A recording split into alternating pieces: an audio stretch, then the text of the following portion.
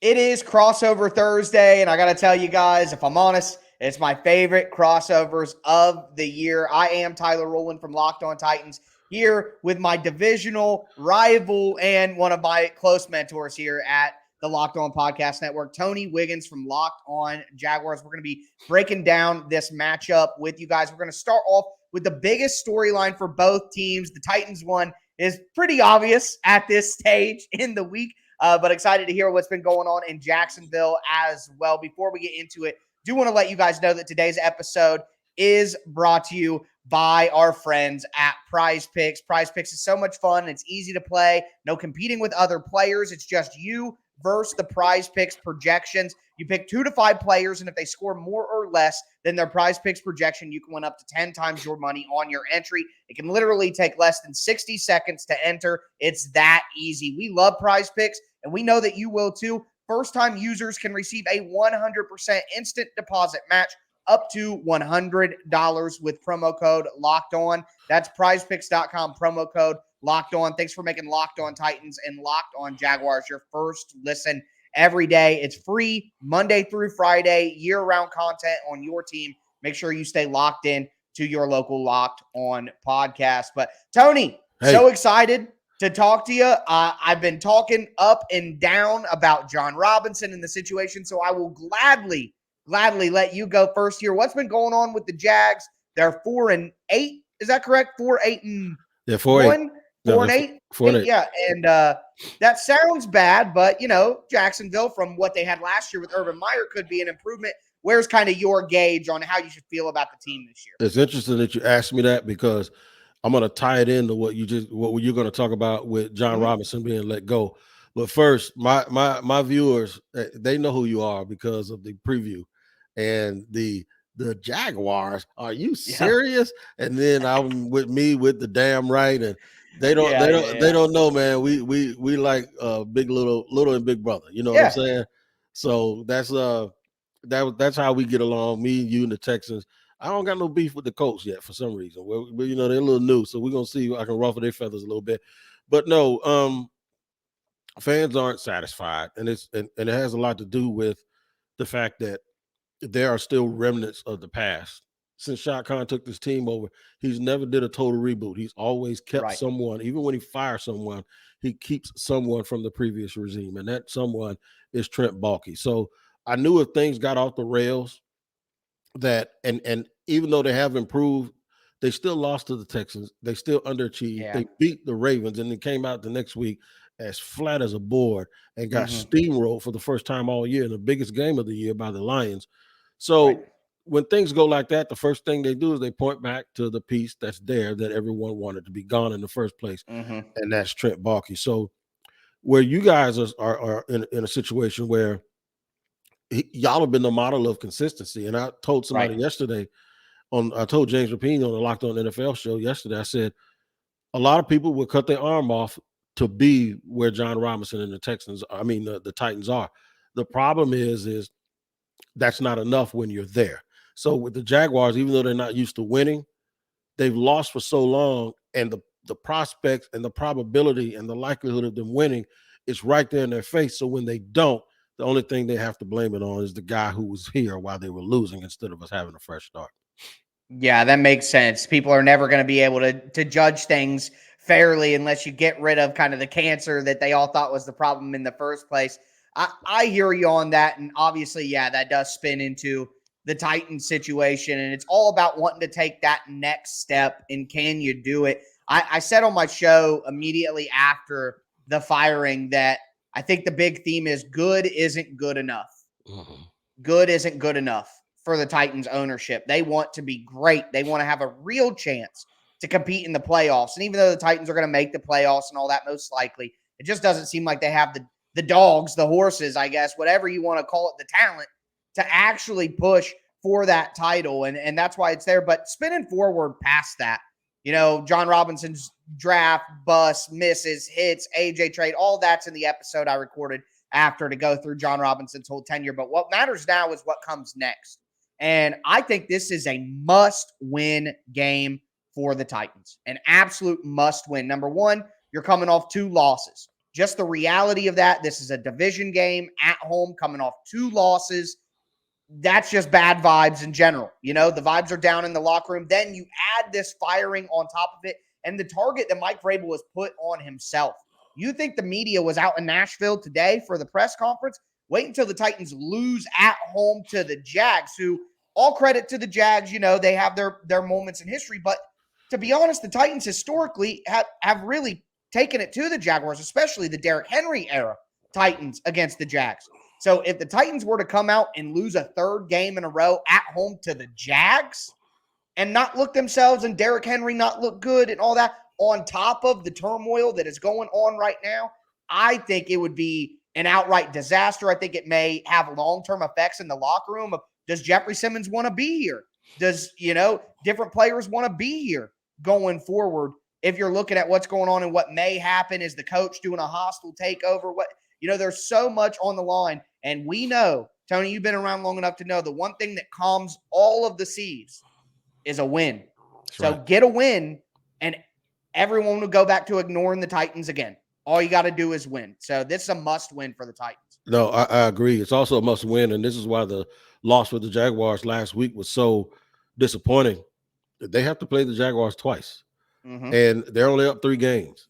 And if if the Jags had won last week, they would be down 2 with a chance to close it to 1 with another game against the Titans at home.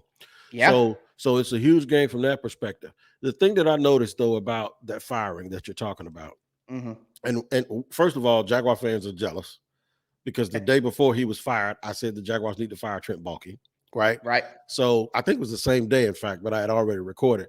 Jaguar fans are jealous. They're saying, see, shot is just that easy. And there was a report, too, that Baalke could be taking another role with the team, and they bring somebody else in next year. The reason why this is looked upon differently, as to say like the Mike McCarthy situation when he was in Green Bay, is because the Titans and the Jaguars as an organization are not bigger than the figurehead that they have at coach. Right. Doug Peterson has won a Super Bowl, and Mike Vrabel, he's considered one of the 5 or 6 best coaches in the league. Yeah. You look at a guy like John Harbaugh, he's not bigger than the brass at Baltimore. You look at Mike Tomlin, he's not bigger than the brass at Pittsburgh. The Steelers, They've had 3 coaches in my life, and I'm 53 years old, okay? Right. Mike McCarthy was not bigger than the Green Bay situation. But in this situation, the reason why I believe when things get stale, they're not going to look at the coach. They're going to look at the other guy, and they'll hold on and grab anything that they can. And as good as John Robinson has been in certain areas, the draft classes as of late, I always joke that they drafted a dude that was wanted by the cops, and then another dude that had mental health problems, and we're praying and hoping he gets his life together. Right. Yeah. But then the Bud Dupree signing, and then the trading of AJ Brown, because you did these other things that if you hadn't done, you could have kept your star player. When you add all of those things together, man, they needed a reason, and he gave it to them.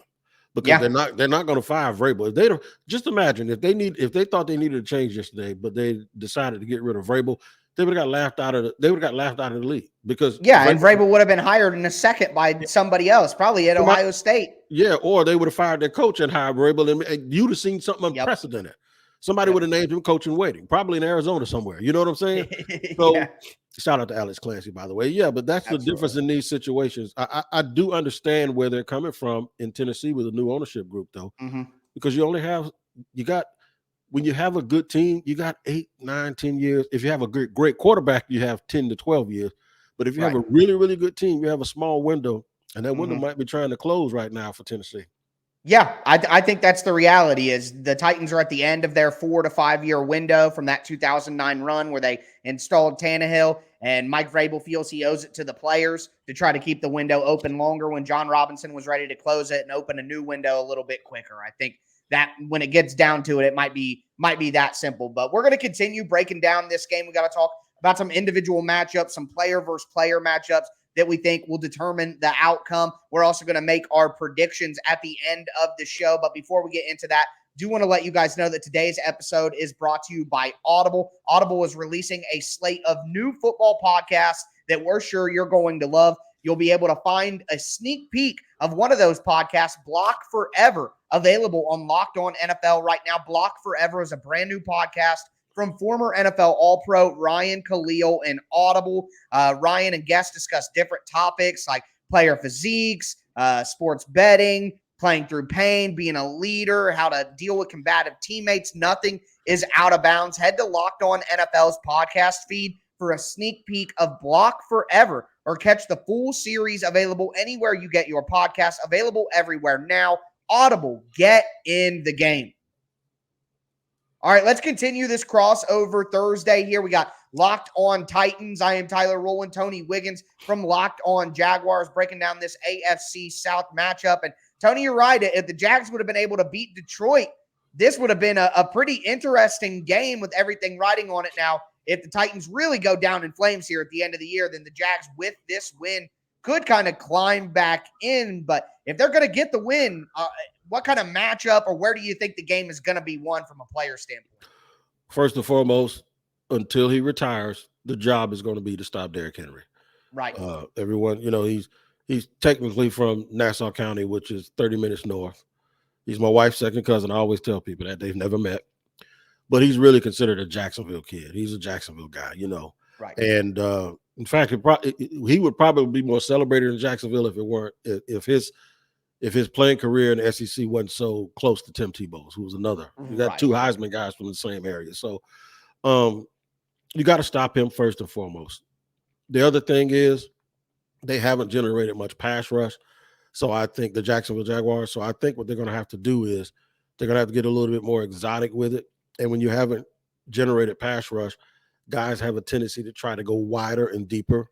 And what happens with that is, with a mobile quarterback, once you get past his armpits, it creates lanes for him to run, especially if you're playing any form of man-to-man. So that's going to be a problem. Controlling Derrick Henry and then making sure that you don't sell out to pass rushing so bad that you allow Ryan Tannehill to extend plays or to get first downs or create second and short situations with his legs.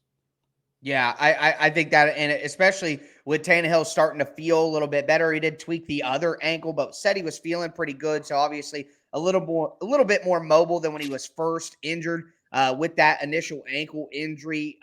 And I do believe that the Jags are going to play man coverage in this game. That's just what people do against the Titans. So will the Titans offensive line against that pass rush be able to have a better performance? They give up 6 sacks against Philly last week. Now, Jacksonville's pass rush is not Philly's. No. So I think that will be, if the Titans can give Tannehill time, he might be able to make some things work. So that'll be a big matchup to watch. For me, on the other side of the ball, I'm looking at Christian Kirk in the slot. Everybody laughed about that contract at the beginning of the year, myself included, I'll admit. But Christian Kirk's been pretty good for Jacksonville and working in the slot there, giving Trevor Lawrence an easy outlet to go to when things are breaking down. The Titans have struggled with pass defense, and they're going to be banged up at cornerback. Christian Fulton was hurt against A.J. Brown last week. Will he play? We don't know right now. Probably unlikely. So you're probably going to have undrafted free agents at both corner spots. Roger McCreary going into the slot on passing downs. Titans put slot cornerback Elijah Molden on IR on Wednesday, so they're not going to have a lot of reinforcements there. The other guy who's been playing slot cornerback is Titans safety Amani Hooker, which he's done okay there, but he made his contract by being a deep safety. So who will match up against Christian Kirk in the slot? How will the Titans be able to defend that connection with him and Trevor Lawrence? I think that's probably a primary matchup that the Titans need to watch for. I did want to ask you, Tony, about some of the rookie linebackers, Travon Walker, Devin Lloyd, even Chad Mumma, who I know has gotten a little bit more. How are these guys doing on defense? And do you think the Titans could maybe attack the linebackers in pass coverage? Walker's played well. He just hasn't gotten sacks. He got 3.5 on the year, and he hasn't really created and generated a lot of pressure because as athletic and as powerful as he is, he doesn't disengage. He really plays like a guy who should be playing the big end in the 3-4, right? He's very, very active in the run game. He goes hard all the time, but he's just not that pure athletic pass rusher. He's a guy that sort of changes the profile of your team. Mhm.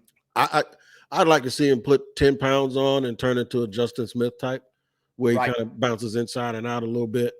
I think he's going to be a really, really good player, but because he doesn't get the stats, there's going to be a lot of folks that are always going to second guess that pick.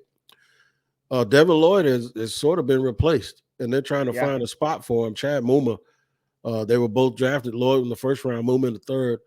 Muma's played better within their scheme. So there's a lot to be desired about if it's the scheme, if it's Mike Caldwell not putting them in the right place, if they need to play more four-man fronts in a 4-3, which in a nickel they go to a four-man front, they run a 4-2-5. But other than that, they run a 3-4. The biggest key is Josh Allen. Josh Allen has been on a milk cart, man. He's been that way for 2 years, though. For me, I think his name is more than his ability. But to piggyback that one game against Josh Allen, the other Josh Allen, I think did a lot for his public perception. Right, and that's why I thought they should have traded him, because that one game tells you, that's the one that everybody remembers. But I got to give NFL people more credit, though. Those pro personnel guys from the other team, no, they're not going to fall for that trick, that Jedi mind trick of one game. They really do their homework. But something you said about Christian Kirk, if you don't mind me getting back to it. Yeah, sure. People did laugh at that contract. And if you look at the contract is basically a glorified 2-year deal. It's a 2-year, $35 million deal or whatever, which is a lot. But if he wasn't going to pan out, they could have gotten out of it after the third season or at season 3.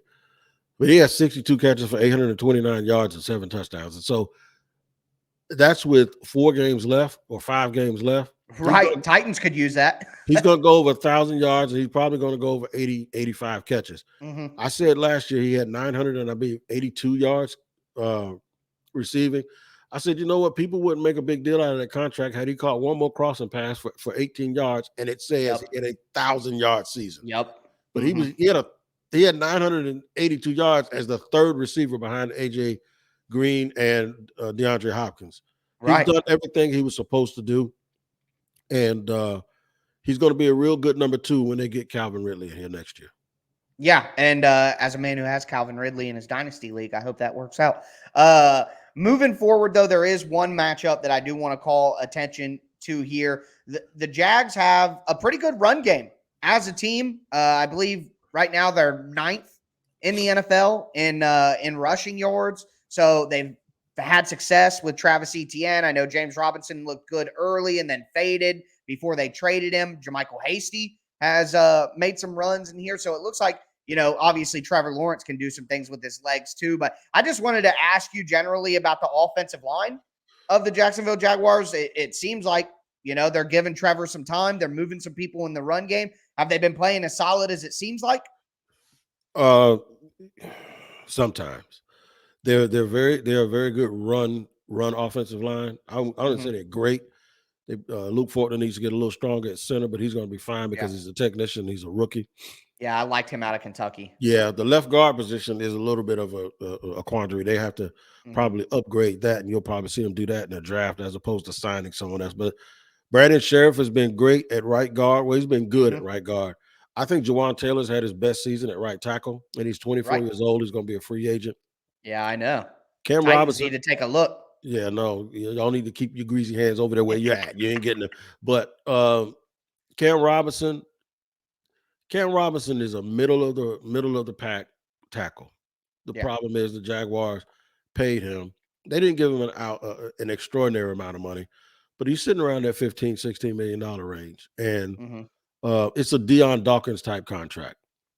There have been times this year where he's done some boneheaded things, man, and he's tried to justify it. They had a touchdown taken away in Kansas City when they were making a rally. It was 1st and goal from the 4-yard line. He got a penalty for being an eligible man downfield, which you have to be downfield 5 yards. What are you doing in the end zone? Yeah, how is that even possible? He says it's because of an RPO, and he was trying to engage the linebacker. But if the linebacker's backing up, why don't you just stop? Yeah. It's just stuff like that. And then last week against the Colts, he almost got Trevor's legs taken from out. Trevor had to have an MRI.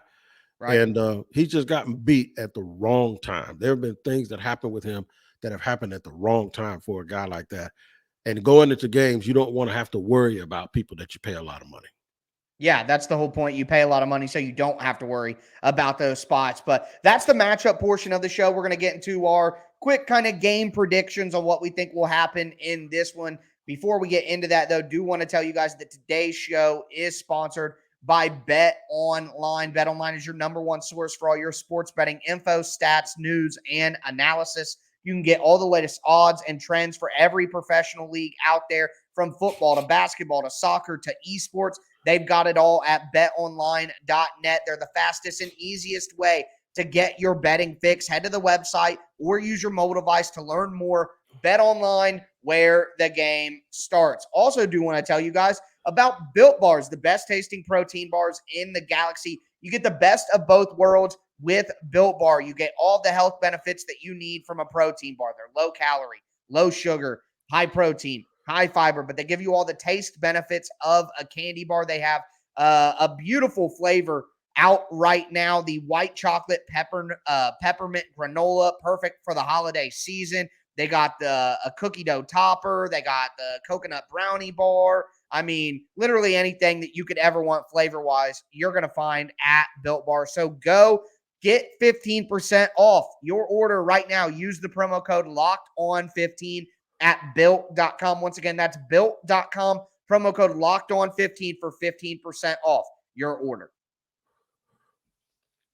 All right, guys, we are going to cap off this crossover Thursday. Locked On Titans, Locked On Jaguars. I am Tyler Rowland, host of Locked On Titans, with Tony Wiggins, host of Locked On Jags, breaking down this Week 14 matchup that if the Jaguars find a way to win and the Titans slide with a trip to Los Angeles next weekend to play the Chargers, there is a chance the Jags could claw back into the division race. But, Tony, I guess what it comes down to is, do you think that they can get this win in Tennessee with the Titans dealing with turmoil and give themselves a chance to be in the hunt as we head to the last month of the season?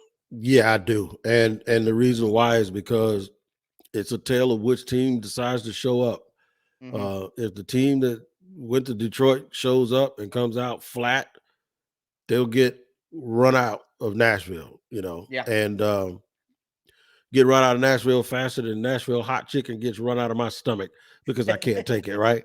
So I do think, though, if the team that shows up with a chip on their shoulder, like the one that played Baltimore, because of the fact that the Titans don't have the weapons outside and because they can kind of key in on the running game a little bit, and Tannehill can be Tannehill sometimes, and you know what that means. I do believe that the Jaguars have a shot, and I think they have a chance. I don't know if they will, but I guess it's time for me to make a prediction. I'm going to say the Jaguars are going to win this one 27-16.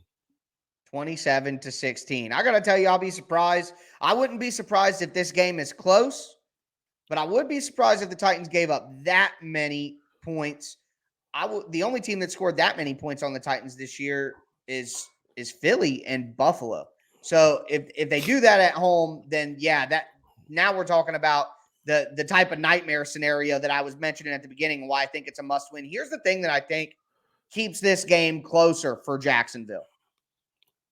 Mike Vrabel's never played against Doug Peterson with Jacksonville.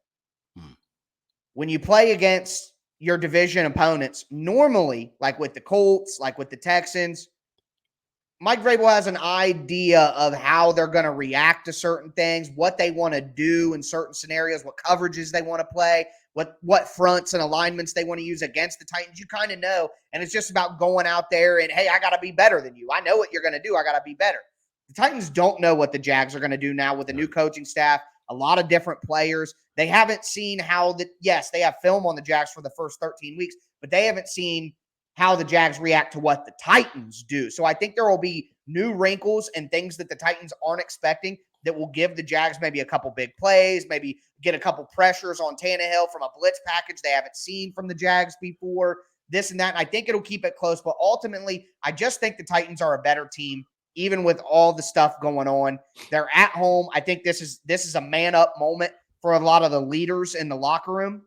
Kevin Byard in particular. I think Kevin Byard gets an interception in this game. I think the Titans do get back on track, but it's a lot closer than Titans fans want. I think it'll be tight in the fourth quarter with one big player, one big mistake, having the ability to switch it. I'm going to take the Titans 20-17 in this game.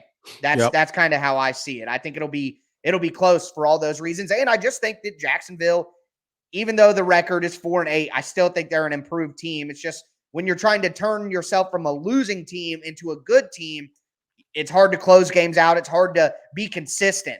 Consistency is what separates. In the NFL, you can win any weekend. Any team can win any weekend.